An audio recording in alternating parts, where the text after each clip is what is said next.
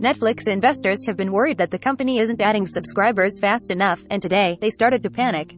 After Netflix reported lower than projected subscriber additions for the final quarter of 2021, its stock plummeted nearly 20%. The plunge was the lowest the stock had dropped since June of 2020, CNBC noted.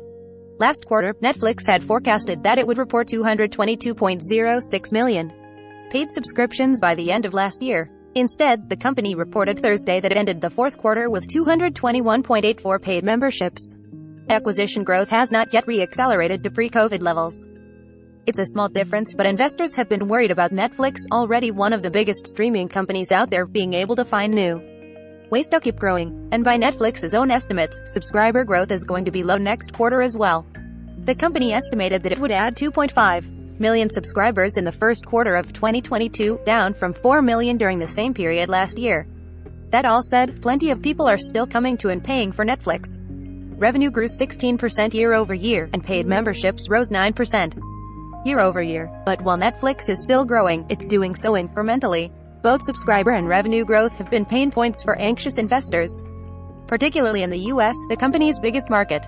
While retention and engagement remain healthy, acquisition growth has not yet re-accelerated to pre-COVID levels, the company said. We think this may be due to several factors, including the ongoing COVID overhang and macroeconomic hardship in several parts of the world like Latin America. Somewhat curiously, Netflix had very little to say about its recent price hike in the US. Instead, it pointed to its recent Play Something feature as one example of the way the company adds value for its users. Ahead of its call, the company also appeared to preemptively waft away any investor concerns about its increased competition during the last 2 years. Netflix has tremendous room for growth if we can continue to improve our service.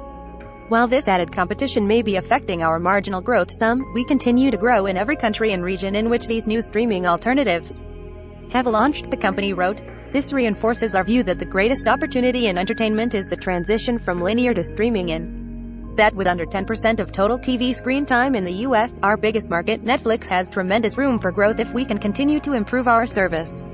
Perhaps Netflix's bigger concern should be this: its growth and sign-ups are slowing even during a quarter in which Netflix premiered 2 of its most viewed films ever, Red Notice and Don't Look Up.